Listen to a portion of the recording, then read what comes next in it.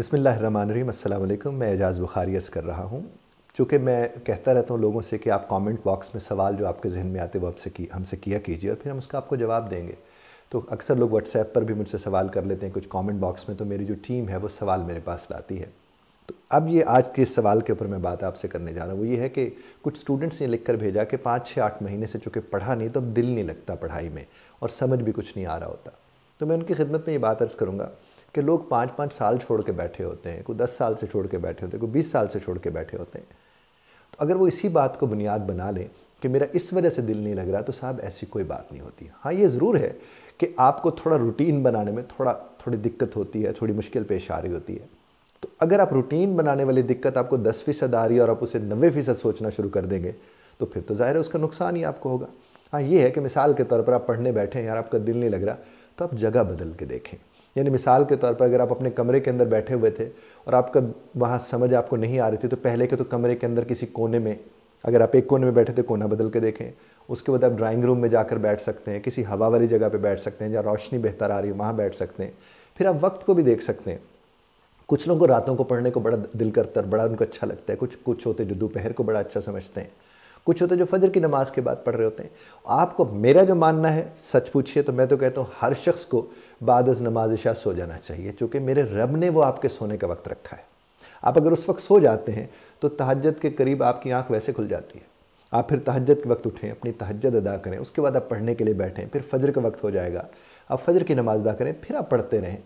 आप बेशक सारा दिन जागते रहें, आपको कोई थकान नहीं होगी, आपको फिर इशा के बाद नींद आना शुरू हो जाएगी। वो तो वैसे बड़ा शानदार काम है, क्योंकि वो रब्बे कायनात के हुक्म को हम मान रहे होते हैं अगर हम उस तरह से करें। पढ़ने का ताल्लुक, ये जो मूड स्विंग्स, ये मेरा दिल नहीं कर रहा, मेरा वो नहीं कर, ये होता है, ये सबके साथ होता है। ये जितने भी लोग, अगर आप किसी के साथ बात करते जिसने CSS को टॉप कर लिया, उसका भी कभी वक्त था कि दिल नहीं करता होगा। ज़रूर ऐसा होता है हर शख्स की ज़िंदगी में। यहाँ तक आप अपनी वालदा से पूछ के देखें, कभी कभी उनका दिल खाना पकाने को नहीं करता होता है। अपने बाबा से पूछ के देख लीजिए, कभी कभी उनका ऑफिस जाने को दिल नहीं करता, कोई और काम करने को दिल नहीं करता। तो ये तो साहब होता है, ज़ाहिर है एक रूटीन में कौन कितनी देर चल सकता है। तो बहुत से ऐसे काम होते हैं जो ठीक होते हैं, लेकिन हमारा करने को दिल नहीं कर रहा होता। तो ये नेचुरल है, ये बहुत फितरी फेल है, फितरी अमल है। अगर ऐसा कुछ हो रहा है तो ये हमारे नॉर्मल होने की निशानी है, ये कोई अब नॉर्मल फीलिंग्स नहीं है। हाँ, लेकिन ये नहीं कि अगर दिल नहीं कर रहा तो आप कहेंगे बस मैंने अब इस ख्याल को ही पालना है कि मेरा दिल नहीं कर रहा तो मैं हर एक के सामने ये कहता रहूँगा, तो साहब नुकसान तो सिर्फ आप ही का होगा। तो करने की क्या ज़रूरत है, जिस तरह मैं फिर दोहरा देता हूँ, आप जिस कमरे में बैठ के पढ़ते हैं उस कमरे के कोने बदल के देखें।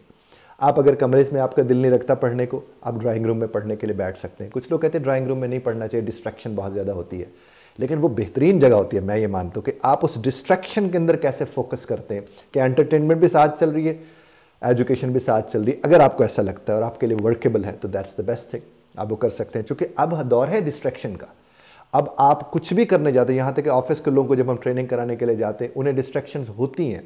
काम वो कोई कर रहे होते, इधर से कोई आके सफ़ा पकड़ा जाता है, कोई कहते हैं प्रिंट से इसका प्रिंटर से प्रिंट निकाल कर दे, तो कोई कहते हैं नोटिफिकेशन देखा, कहीं से ईमेल आ गई, अचानक बॉस ने अंदर से बुला लिया, बहुत कुछ होता है। तो आप अगर ड्राइंग रूम के अंदर बैठकर पढ़ते हैं तो आप बुनियादी तौर पर अभी से सीख रहे होते हैं कि डिस्ट्रैक्शंस को कैसे इधर उधर करना है।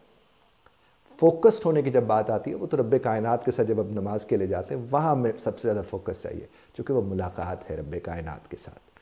आई अंडरस्टैंड कि उसमें तो हमें, लेकिन जब आप पढ़ने वढ़ने बैठते हैं, इंजॉय करें। दूसरी बात, आप जो भी पढ़ते हो, जो भी पढ़ते, आपने एक पैराग्राफ पढ़ा, 4 सवाल पढ़े, 2 सवाल पढ़े, उसे अपने आप को एक दफ़ा अपनी माँ बोली में, यानी आप सराइकी बोलने वाले, आप सराइकी में अपने आप को समझाए कि जो आपने पढ़ा उसका ये मतलब है। और उसका मैं तो नॉर्मली लोगों से कहता हूँ बेहतरीन तरीका ये है कि जो आप पढ़ के बैठते हो वो आपकी जो भी मादरी ज़बान है, वो पंजाबी है, वो पश्तो है, वो बरावी है, वो हिंदको है, वो कोई भी ज़बान है, वो सिंधी है, वो सराइकी है, जो भी ज़बान आपकी, आप अगर उसी ज़बान में अपने इर्द गिर्द बैठे अपने जो बुज़ुर्ग हैं जो सिर्फ उसी ज़बान को समझते हैं, अगर आप अपनी वो पढ़ी हुई बात उनको उस ज़बान में आप अगर उनसे वो शेयर करते हैं तो वो चीज़ आपको कभी भूल ही नहीं सकती, वो आपके दिमाग में जाकर फिक्स हो जाएगी। चूँकि अपनी ज़बान का आपने देखा होगा कि जब हम गिनती करने लगते हैं तो थोड़ी देर के बाद गिनती हमारी माँ बोली वाली ज़बान में चली जाती है और हमें उसकी सही समझ आ रही होती है। तो इसका मतलब क्या है, क्योंकि उसमें आपकी क्लैरिटी होती है। तो आप अगर अपनी क्लैरिटी को सामने रखना चाहते हैं तो जो भी आप सीखते और समझते और पढ़ते हैं उसका जिक्र कीजिए उन लोगों के साथ जो आपके इर्द गिर्द हैं, फिर आपको वो पढ़ाई ज़िंदगी के साथ जुड़ी नज़र आएगी। जब वो ज़िंदगी के साथ जुड़ी लगेगी तो फिर आप किसी को ये नहीं कहेंगे कि मैं एक बारी वेख ला या मैं एक दफ़ा पढ़ लूँ फिर मैं तुम्हें सुनाता हूँ, वो तो आपकी ज़ात का हिस्सा बना हुआ होगा। तो ये जो बात ख़ास तौर पर रखी जाती है कि 20 साल हो गए, 15 साल हो गए, 3 साल हो गए, 4 साल, कैन यू बिलीव मेरे पास ऐसे ऐसे लोग भी आए, बेशक मेरे अल्लाह के करम से मुमकिन है, 30-30 साल से पढ़ाई छोड़ी हुई थी, 30-30 बरस से, और जब वो आइल्ट्स करने के लिए आए तो मैंने उनसे कहा कि साहब मुझे 2 से 3 महीने आप दे दीजिए, जो मैं आपसे कहता हूँ बस वो आप करते रहिए, मेरे अल्लाह के करम से आपका रिजल्ट आएगा। और आए हैं रिजल्ट, क्योंकि आ सकते हैं। इस तरह स्पोकन इंग्लिश के लिए अगर आप बात करते हैं कि आप अंग्रेज़ी बोलना, मैं तो चूँकि अपने फील्ड की आपसे बात अर्ज कर रहा हूँ, आप सीख सकते हैं।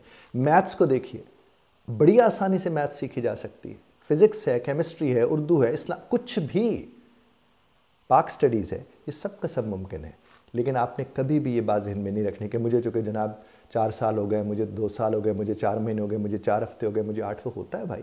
यहाँ तक कि आप देखिए, अगर हम लोग ड्राइवर्स रखते हैं गाड़ियों के लिए, बड़ी अच्छी अच्छी गाड़ियाँ चला रहे होते हैं, वो जो ही वो हमारी गाड़ी के ऊपर आकर बैठेंगे और उसको चलाना शुरू करेंगे तो थोड़ी देर के लिए झिझक होती है, आहिस्ता आहिस्ता वो ट्यून होते हैं और फिर चल पड़ते हैं। तो आपने बस उसी चीज़ को, और अगर वो उसी वक्त गाड़ी से बाहर निकल जाए कहते मैंने नहीं चलानी चूँकि मुझे तो झिझक हो रही है, तो वो तो फिर कोई गाड़ी नहीं चला सकता है। तो आपने जो भी पढ़ना है जी भर के पढ़िए, उसे इंजॉय कीजिए, उससे लुत्फ़ लीजिए, उसे इम्तिहान दिमाग में रख कर नहीं पढ़ना, समझ दिमाग में रख कर पढ़ना है। उम्मीद है मेरी ये बात आप तक पहुँची होगी और इससे आपको फ़ायदा होगा।